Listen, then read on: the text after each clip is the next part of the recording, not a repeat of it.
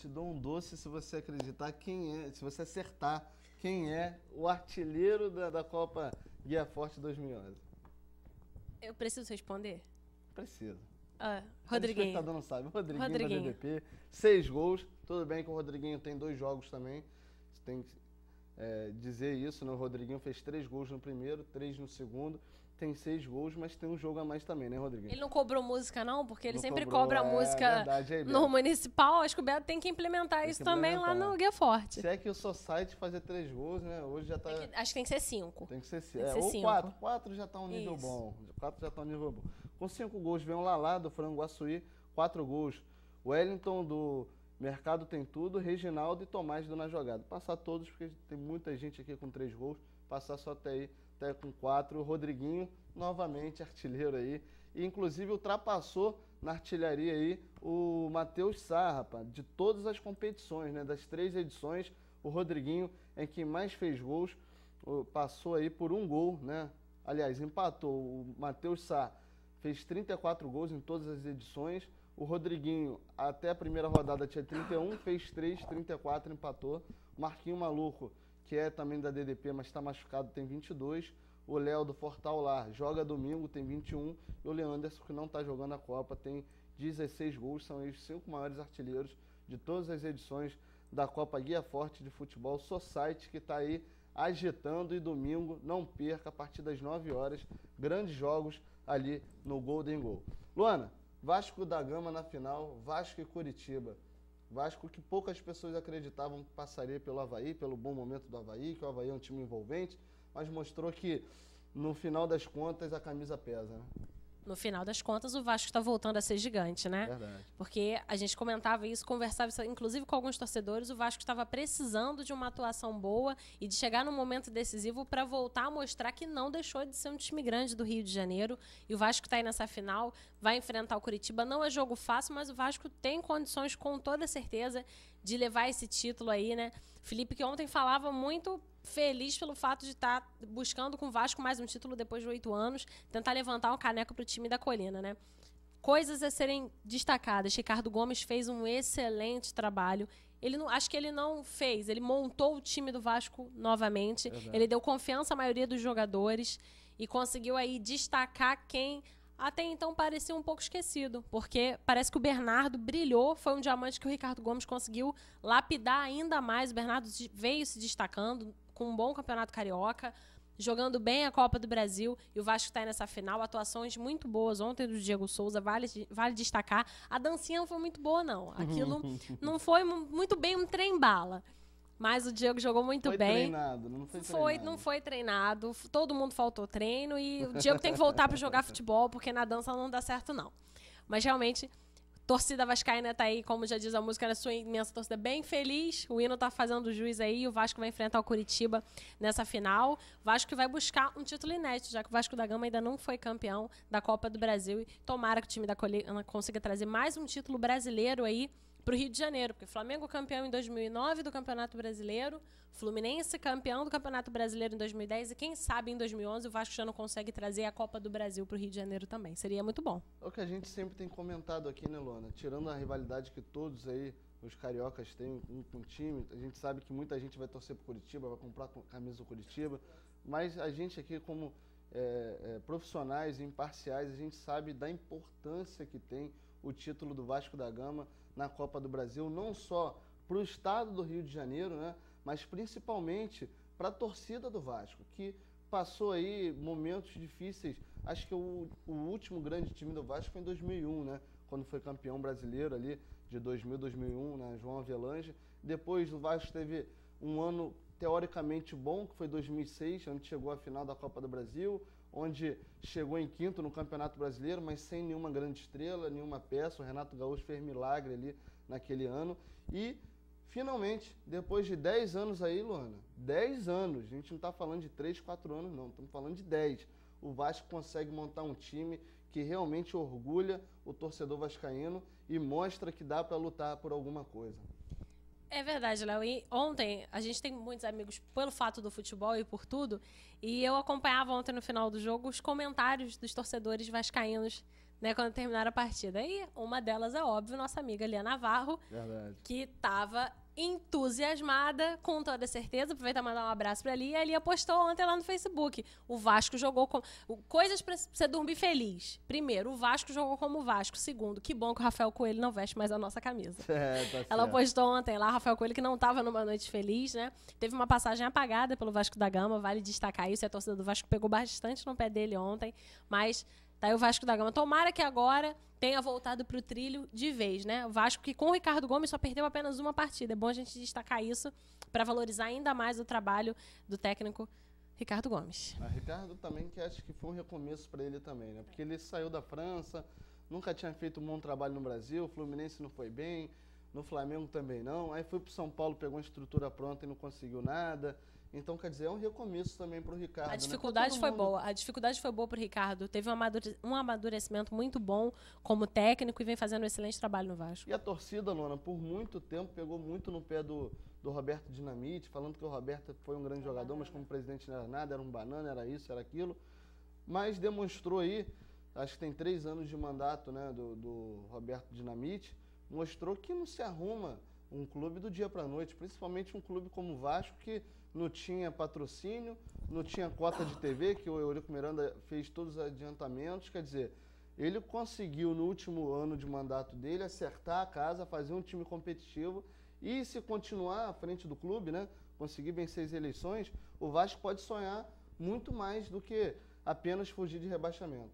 Com certeza, o Dinamite pegou um Vasco extremamente combalido, não existe outra definição. E agora essas eleições do Vasco que ainda estão em aberta, né? A gente ainda não sabe se essa eleição vai ser em outubro, em setembro. E se o Dinamite sofreu bastante no começo do mandato, que no primeiro ano de mandato o Vasco foi rebaixado e a torcida, né, a gente costuma dizer, quem acompanha um pouquinho mais do futebol, né, os vascaínos obviamente sabem disso, o Vasco ele é dividido em euriquistas e pessoas que não gostam do Eurico. Isso daí é algo... Eu vi muito torcedor, já vi torcedor na rua com a camisa do Eurico pedindo a volta, e foi um presidente que pode ter dado títulos ao Vasco, sim, em algumas vezes até de maneira escusa, dos próprios torcedores do Vasco sabem disso, mas não foi, no resumo geral, um presidente que fez bem ao Vasco da Gama. Acho que na história... Não é exemplo, não é exemplo de dirigente para... Não é exemplo de dirigente para time nenhum. Isso aí é algo que um torcedor não precisa ser o vascaíno, botafoguense, flamenguista, tricolor. O Eurico, ele tem essa imagem com todos os torcedores, principalmente do Rio de Janeiro, né? Eu acho que uma das maiores mágoas aí dos vascaínos, mágoas recentes, foi a venda tão precoce e que não rendeu nada para o clube do Felipe Coutinho. Verdade. Um jogador extremamente promissor e que com 15 anos de idade já não pertencia mais ao Vasco. É verdade. O Felipe que tá naquele processo de adaptação lá na Europa, né? Joga de vez em quando, faz gols, né? Isso aí vai ser muito importante pro futuro dele, já que é um menino, né, Luana? Não tem como. E o Vasco vem mostrando algo bom que está sempre revelando jogadores, né? O Vasco nunca teve muito esse forte. Nos anos 90 até teve com o Felipe, com o Pedrinho, né? Mas nos últimos anos não vinha. E até que tem soltado alguns garotos, o Alan, lateral, que é volante, meia, se não me engano, mas está todo na lateral, o próprio Rômulo, né? O Vasco vai começando a soltar alguns jogadores, o Felipe Coutinho. Isso é importante, ter uma base forte também. Importante para a valorização do clube no Brasil e principalmente fora do Brasil, porque a maioria desses jogadores revelados pelo Vasco estão ganhando mercado fora daqui, não estão sendo revelados para os adversários do Vasco, vamos dizer assim, né? Mas é muito bom. O nome do Vasco, aos pouquinhos, vai crescendo fora do Brasil, principalmente por uma coisa que deu tanto orgulho nos anos 80 e nos anos 90 com o Vasco, que foi o fato de revelar jogadores. É verdade. Isso não pode perder nunca, né, essa marca.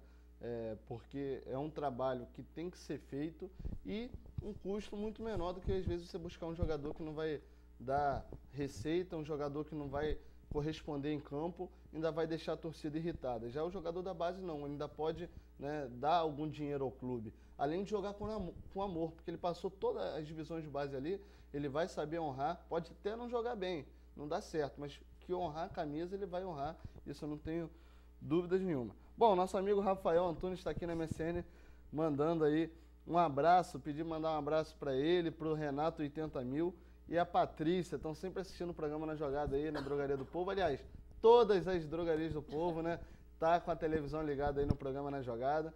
Eu acho que até o Armando já botou isso como regra, né, pessoal? 1 hora, segunda e quinta, vamos assistir o programa do Léo aí, né? Abraço para todos vocês aí. E ele disse o seguinte: o Vasco já chegou onde podia chegar, agora é vice. Tá aí, os flamenguistas já começam, né, Luana, perturbar a vida dos vascaínos. Porque muita gente, como você disse no Twitter, Facebook, as redes sociais, enaltecendo, né, a classificação do Vasco, mas muitos diziam, olha, é melhor ter ficado nas semifinais do que ir para a final e ser vice, né? Também tem um outro lado da moeda, né, Luana?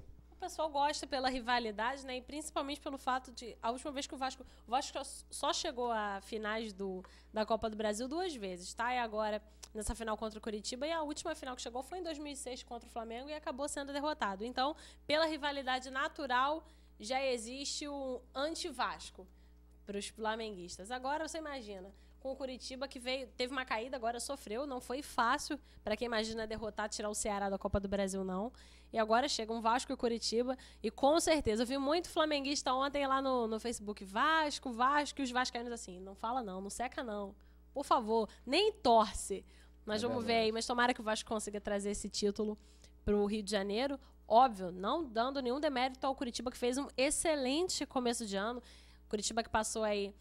Os torcedores coxa branca estão pensando, né, lembrando daquele infeliz episódio no último jogo do Campeonato Brasileiro, quando o Fluminense fugiu do rebaixamento, de muita pancadaria, de muito sofrimento, de rebaixamento, e o Coritiba passou, voltou, e agora tem um ano muito bom. Esse primeiro semestre do Coritiba está sendo muito bom. É verdade. Bom, e o pessoal aqui nas redes sociais está demais, rapaz. Quem está assistindo aí o programa é nosso amigo Daniel Varão. Daniel já falou que... Eu falei pro Daniel que a Luana canta, que a Luana dança... E ele disse aí que tá assistindo a Luana dançarina. Tá aí, Luana. Não tem como. Lembrando que o nosso amigo Daniel é do grupo de pagode, né? Sempre assim. Isso aí, né? Daniel do grupo Sempre Assim. E que a gente já encontrou e já falou que o time do Sempre Assim ele tá meio desfalcado, tá precisando de uma peneira, né? Ele falou que tá complicado. Eu já falei pra ele, o Daniel fica me chamando de dançarina, mas... No pagode, não sou eu que fico arriscando dança, não. Falei pra ele continuar no pandeiro, que tá melhor. Mas ele fica falando aí que eu sou dançarina, não sou dançarina, não. Eu prefiro continuar no microfone e no comentário, que tá melhor. Há controvérsias, né, Luana? Há controvérsias, mas eu não sei disso. Morrer por aqui.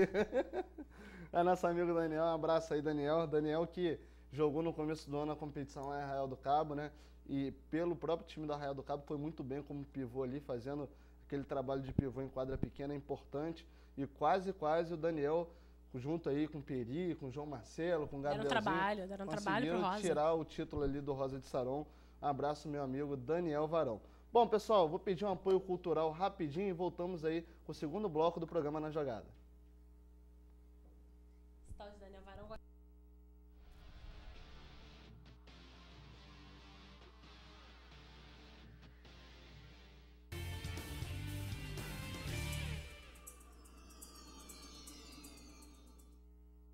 A Costa do Sol TV a cabo está estabelecida na cidade de Cabo Frio há 16 anos. Nosso site divulga a grade de programação e os destaques dos principais canais. www.costadosol.tv.br.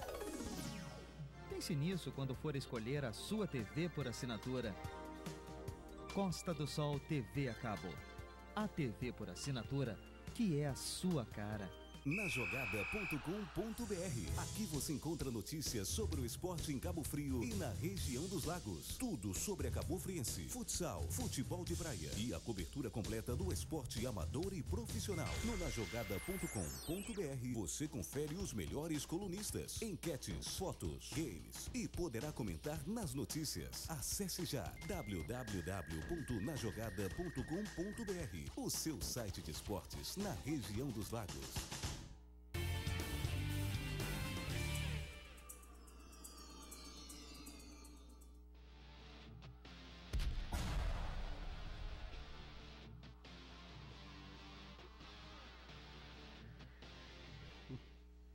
Bom, retornando aí com o segundo bloco do programa Na Jogada, com a convidada mais que especial aqui no programa Na Jogada, que é a Andréa Gorito, coordenadora do curso de jornalismo na UVA, né, e coordenadora de comunicação do município. Um prazer, Andréa, recebê-la aqui. Prazer é todo meu. Aguardava ansiosa o seu convite. Eu que, como vocês sabem, sou telespectadora do programa. É verdade, é verdade. E com a Luana, né, lá nas salas de aula, é bagunceira não, né, Andréa? Não, Luana é ótima aluna. Luana é uma Bagunceiro é o aluna Felipe, né? participativa, com boas interações, que estuda. É verdade. A Luana realmente é um exemplo para todos nós aí nessa questão de estudo, né? Bom, Andréia, poucas pessoas sabem que você veio do esporte, né? Acho que muita gente viu a Andréia aí na Inter TV por um bom tempo, pode nem imaginar de onde a Andréia veio, mas foi do esporte, do Globo Esporte, né, Andréia? Conta um pouquinho da sua história pra gente. Então, Léo, minha relação com o esporte, ela é antiga e ao mesmo tempo contraditória. Por que eu costumo dizer contraditória, né? Porque eu fui aquela criança e aquela adolescente que não tinha muita aptidão para o esporte. Então, jogava mal, literalmente, tentei todas as modalidades esportivas das aulas de educação física, né? Então, pela altura, processo natural de seleção, já não tinha condições de ir para o vôlei, para o basquete, né, para o handebol, para algumas modalidades. Tentei um tempo a natação, também não fui muito feliz na natação, sou super friorenta. Não dá, Quando não tinha dá. que treinar de manhã bem cedo, era uma coisa Aquela complicada. água gelada, Admiro né? demais os atletas, principalmente os atletas, né, que lidam aí com o mar e com as piscinas, porque não é fácil. E aí tinha esse problema, vamos dizer assim, pessoal para resolver. Sempre gostei, sempre admirei, sempre assisti jogos, sempre gostei de assistir competições, sempre apoiei os times dos colégios, estava eu lá na torcida, legal. Né, dando aquela força, ajudando na divulgação. Nem Luana, né? Mas jogar, na verdade, definitivamente não era para mim. E aí, quando eu pensei no jornalismo, na verdade eu sabia que eu queria fazer faculdade de jornalismo, acho que desde 10, 11 anos de idade, eu já me imaginava em algumas vertentes do jornalismo, como, por exemplo, jornalismo econômico, jornalismo político. Cheguei a fazer um curso de jornalismo econômico para tentar me especializar na área, mas eu sempre gostei do esporte, a verdade é essa. Então, assistia aos noticiários esportivos, acompanhava, achava bacana a forma dos repórteres esportivos de trabalhar, outra linguagem, outro tipo de narrativa. Verdade. E aí, o que aconteceu? Na faculdade ainda, eu tive a oportunidade de trabalhar, né, no próprio telejornal da faculdade, já começando aí na televisão. Depois eu fui para a TV Bandeirantes no Rio, que tem um viés muito forte para o esporte, né? A Band tem quase que na veia. Aí, era até chamado canal do esporte, sim, né? na história da emissora mesmo, a questão esportiva. Então, no Band Rio, né, no jornal que eu trabalhei como apuradora, trabalhei como produtora, cheguei a fazer reportagens, né, de rua. Então, naquele momento eu tive alguns contatos com o noticiário esportivo e com a oportunidade de estar fazendo esporte para a televisão. E aí a surpresa mesmo veio num processo seletivo que a Globo abriu, acho que era no ano de 97, se eu não me engano, 96, 97, que foi o primeiro, assim, chamava Globo 2000, se eu não me engano, Projeto Estagiar. Era um incentivo para que os estudantes universitários participassem de um grande processo seletivo que envolvia universidades de todo o país, que existe ainda hoje esse projeto, e aí a gente podia, né, se candidatar a vagas. Quando eu fiz a prova, eu fui passando por todas as etapas, eram 5 etapas, e lá no finalzinho, a última etapa era uma bancada com editores, né, representantes de vários programas da TV Globo, e de várias editorias, melhor dizendo, né? Então, Editoria Rio, o Entretenimento, o pessoal do Fantástico, nessa linha. E estava a equipe do Globo Esporte, estava um representante do Globo Esporte, que na época era o Décio Lopes. E tudo que eu falava, na verdade, tinha um quê para o esporte. A identificação que eu tinha, né, entre as chefias que ali se apresentavam era mais com o pessoal do esporte. E no final eu tive a grata surpresa, porque eram eles quem escolhiam os seus estagiários e definiam para onde a gente ia. Eu tive a grata surpresa de ter sido escolhida pelo Globo Esporte. Poxa, que legal. Para ser estagiária nesse processo aí. E aí eu vou te falar, Léo, eu acho que foi uma das etapas assim da minha vida mais importantes e mais prazerosas. É lógico que eu já tive a oportunidade de viver muita coisa em tão pouco tempo, mas o período todo que eu passei ali com aquela equipe foi fantástico, porque o esporte tinha uma coisa de diferente, né? Tem uma coisa de diferente. As pessoas são para cima, elas acreditam, né? Elas encaram a competição e a competitividade com bons olhos. são pessoas que querem ser saudáveis, que acreditam que é possível fazer o bem. Então, era um clima, a redação transmite esse clima. O clima da redação era esse. Pessoas alegres, né? Pessoas felizes. Então, me encontrei ali. Legal, e é daí legal. que começa essa história. Fiquei 1 ano, se eu não me engano, nessa função, estágio, depois trainee na equipe do Globo Esporte. A gente fazia um pouco de tudo, porque fazia parte do projeto da emissora que a gente rodasse de tempos em tempos todos os setores, redação, edição, né, apuração. Aprender, então, né? a gente passava realmente por tudo. Fiz bastante cobertura em campo, tive a oportunidade de conhecer grandes atletas, realizei o sonho de entrevistar o Zico uma vez, tive a oportunidade de entrevistar tantas outras figuras importantes aí do nosso esporte e do futebol, Zagallo, Romário, o Ronaldo Fenômeno. Então, assim, fui bem feliz naquele momento, né? E sempre com esse viés. E quando